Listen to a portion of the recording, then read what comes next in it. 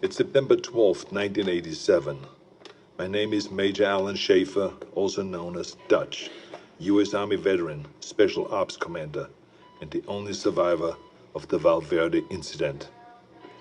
These tapes are my personal testimony. Insurance. Should anything happen to me, what I found won't be lost.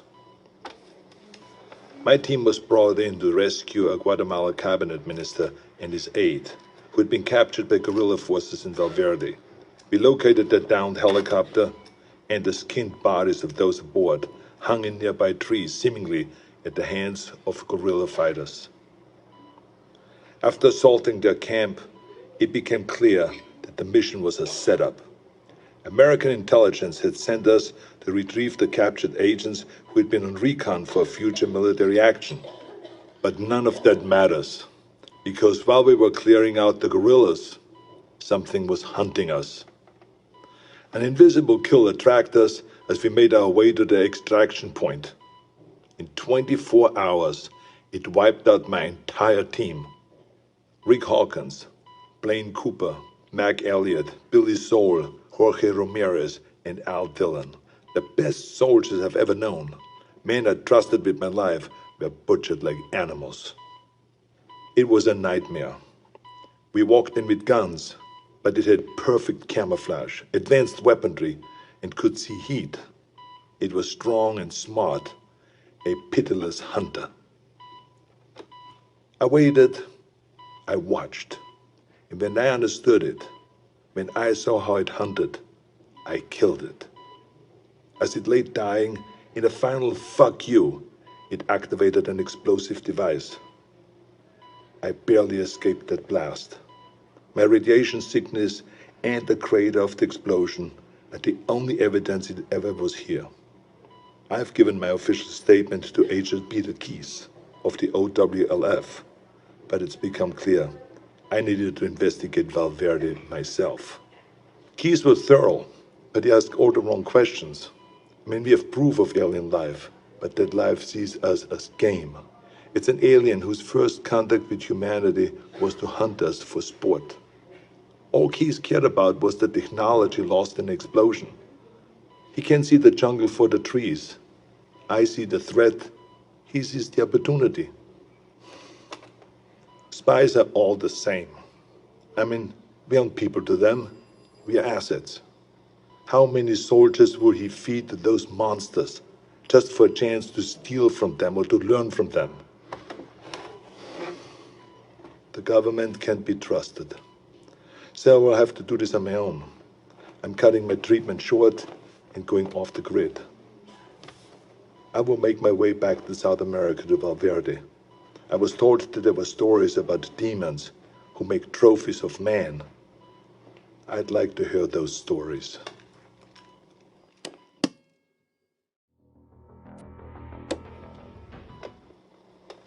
It's September 12th, 1987.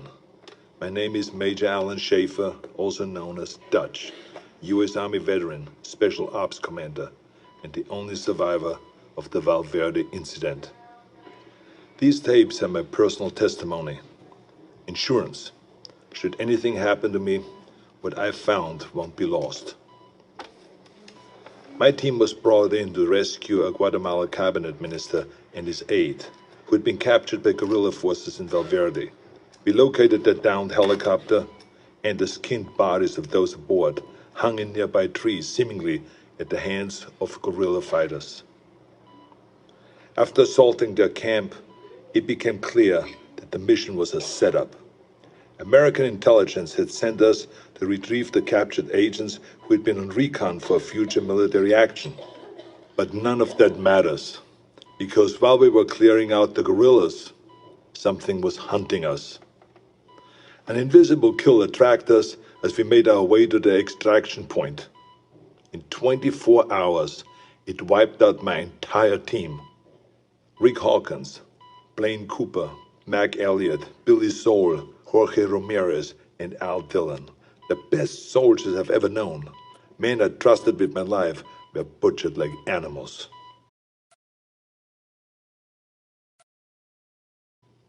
It was a nightmare. We walked Walked in with guns, but it had perfect camouflage, advanced weaponry, and could see heat. It was strong and smart, a pitiless hunter. I waited.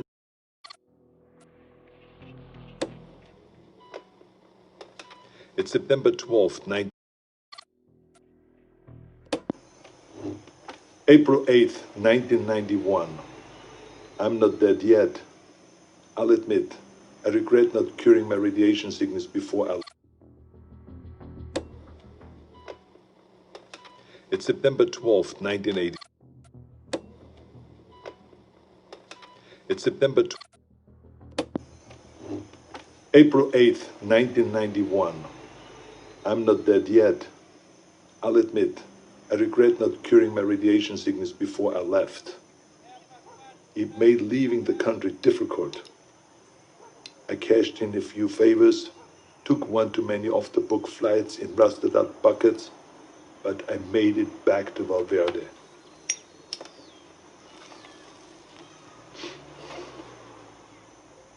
The area was on lockdown, sealed by American intelligence for study.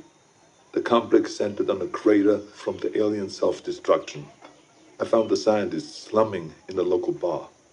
A few drinks, a couple of threads later, he was ready to talk.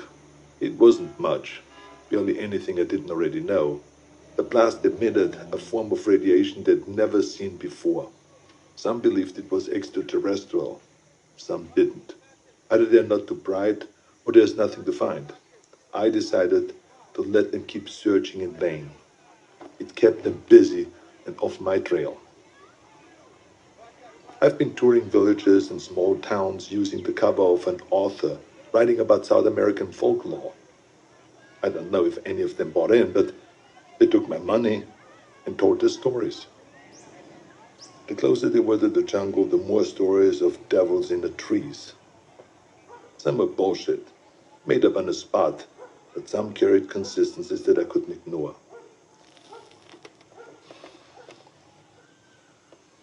Whatever it was, the demons who make trophies of man, the devil of the trees, or the skull taker, the stories always began on the hottest summer that they could remember. In the summer of 1987, Valverde Valley broke its all-time high in temperatures. They love the heat.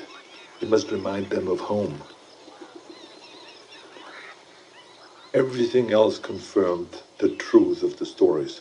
Proud warriors skinned and hanged, skulls and spines ripped from their bodies. Maybe it was obvious from the beginning, but it wasn't until I heard the stories that I truly accepted the purpose of these mutilations. I mean, they're taking trophies. They travel impassable distances to hunt us, skin us, and mount us over some alien fireplace on another world. It would be disgusting if it weren't so familiar. Where do I go now? It's been on my mind all year. The takeaway from all this intel is that they've been doing this for decades, centuries maybe. They're coming back, and I need to be there when they do.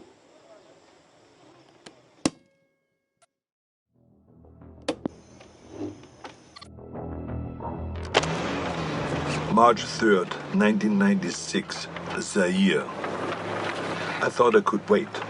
I thought that I could hold back and make my move at the right time.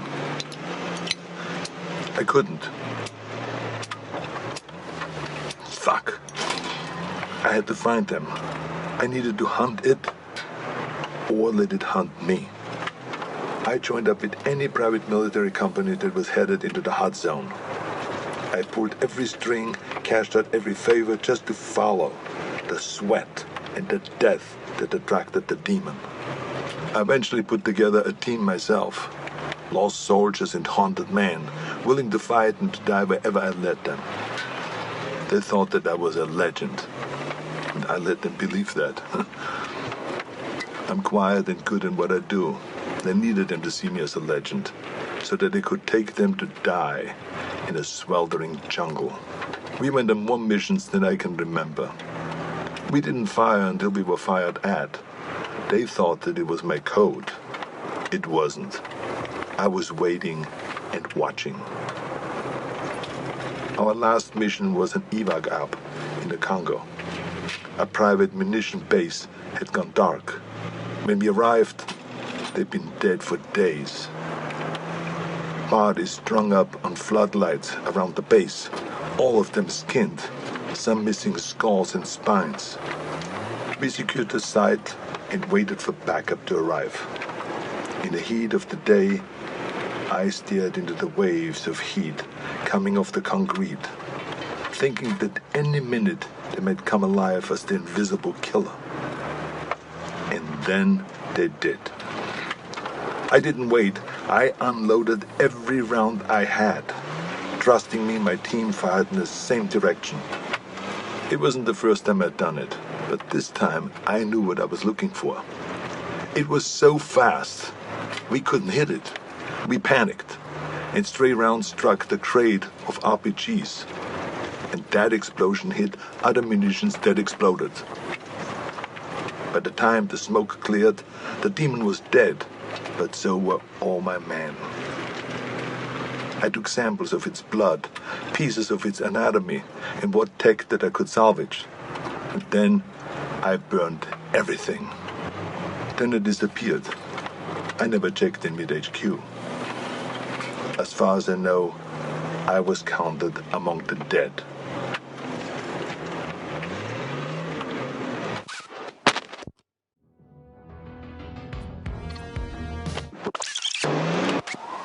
October 12, 1997, Los Angeles.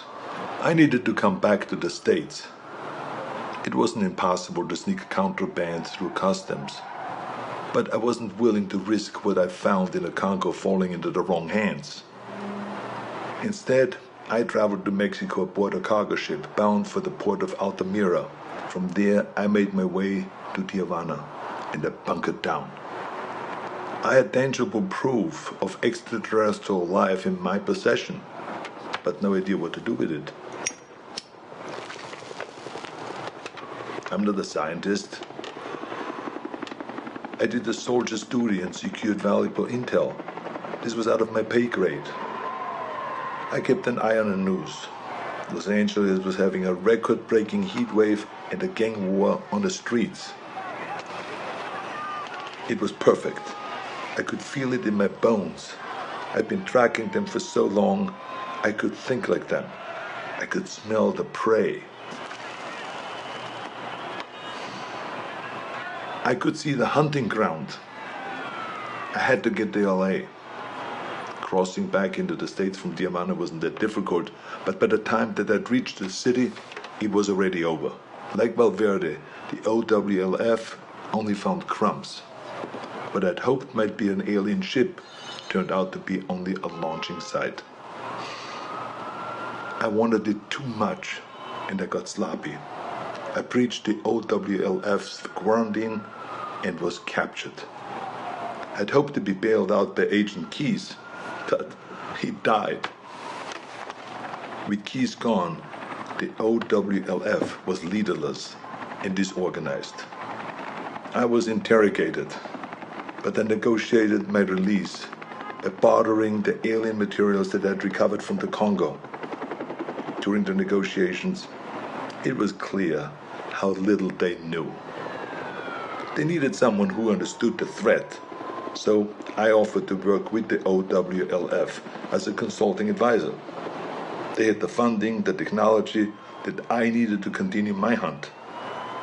I wouldn't work for them, but I would work with them. There will be a weapon that I can use to hunt down these predators as they move to fresh ground. It's only a matter of time until they see us as a real threat. When the prey can fight back, it's no longer a hunt.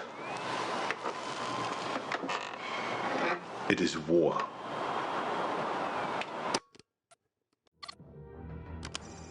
March 3rd, 2008. We've gotten good at killing predators. Every time we find one, we come back with more tech, more research, and the OWLF's funding goes up. Together, we have gotten stronger and more efficient. For a time, the aliens were surprisingly predictable. They had no idea that we knew so much about them. But that began to change. They sent better hunters every time. They're beginning to see us as a threat. Or we've become a more worthy prize. Maybe both.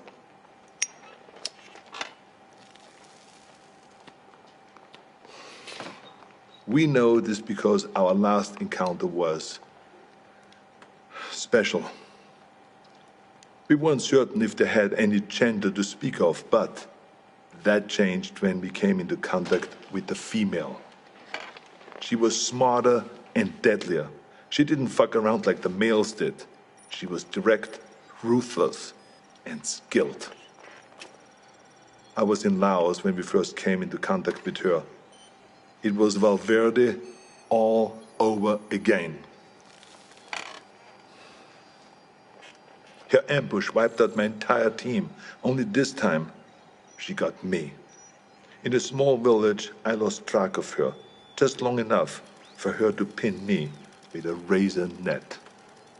Pinned against the wall, razors cutting into my face. I've been fighting for so long, I was ready to die. I should be dead. Instead of making the kill, she cloaked and vanished into the jungle. The net relaxed, and I escaped with my life, and a scar to remember her by. She spared me. Only me. Like she knew who I was. I returned to the exfil.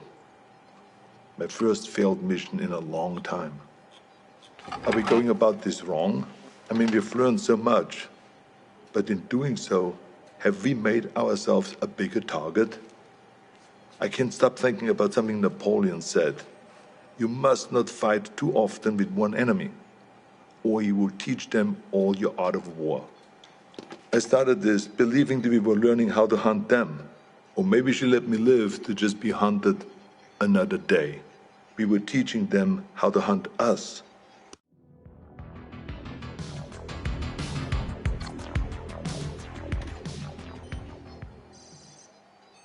January 13th, 2019. I knew that the Predator's deployment to Earth would make it impossible to keep all of this a secret. Sooner or later there would be another player on the board. I'd hoped that it would be another agency, one that understood and respected the threat. Project Stargazer. Our initial intelligence on Stargazer was that they were capable, funded, but inexperienced. But they were smart. They took the OWLF's funding and got it shut down. Everyone we could identify in their group was a disavowed member of another agency, including the OWLF. Lacking strong leadership and a clear directive, they were sloppy and arrogant. They were aware of the Predator's threat, and while they had many of the pieces, they struggled to see the bigger picture. Stargazer was so far behind that we didn't see them as a threat until the event in Mexico. The recovered Predator escape pod was an extraordinary find for Stargazer, but the death toll was a heavy price to pay for taking a Predator captive. My task force has many directives, but one of the most primary is we do not take captives. Retrieve technology, corpses, and other intelligence. But there's no value in a live Predator, only liability. The enemy does not want peace. The enemy does not negotiate. Its only drive on Earth is to hunt. What we might learn from a captive Predator would never be worth the risk to our people. Stargazer didn't learn from their mistakes, and the technology they've recovered has only made them cocky. When the government cut ties to the agency, it should have shuttered their project permanently, but they only shifted their goals. Guerrilla factions and private military companies are being contracted by Stargazer to set up bases and equipment in locations that we have identified as ideal hunting grounds. We believe that the former intelligence project is setting itself up to be a fully independent dealer of otherworldly arms. This is the worst-case scenario. Hostile forces will use those weapons on their enemies, and they will use them on us. All the while, the true enemy stalks us unseen. It's a distraction mankind can't afford. Stargazer will have to be dealt with.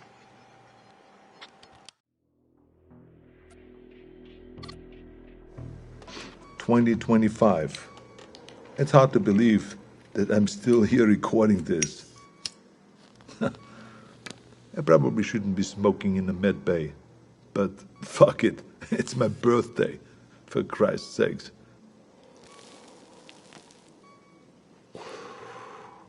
I turned 78 today, but I'm out there hunting. I should be retired. I should be doing anything but this. My life shouldn't be possible. But the very thing that I hunt, that hunts me, is what's keeping me alive. As we began to understand the predator's technology, we started to use it. A fight with a predator female went bad and I was critically wounded. Dying, I agreed to experimentation. It worked. It worked so well that the cells in my body stopped aging. Pushing 80 now, I'm fighting like a man in his 40s. It's not the only experiment that I've been part of. I'm deadlier now than I was in Valverde. The OWLF has been fully reinstated. It's grown larger than ever before. We saved John Keyes from Stargazer. His father was Peter Keyes. I suppose you could say that he was a very dear acquaintance. His son is a gifted scientist. I worry about the future. The Earth is seeing unprecedented rise in heat and war. As the climate changes and the temperatures go up, more and more countries are becoming hunting grounds. We have killed so many of their kind, but they only send more. The number of events that we have witnessed has increased threefold in 10 years. We have made an impression on them, but not like we had hoped. We wanted to show them that we weren't prey, to deter them from ever sending another hunter to our world. We sent a warning, but they took it as a challenge. I fear we have made things worse. If the predators ever decide that we've grown too bold, I have no doubt that they could burn the earth and all of humanity with it. My only hope is that while they waste their time on sport, we can rise up together and stand against them as a species. Until then, we keep moving, we keep hunting, and we keep our eyes open.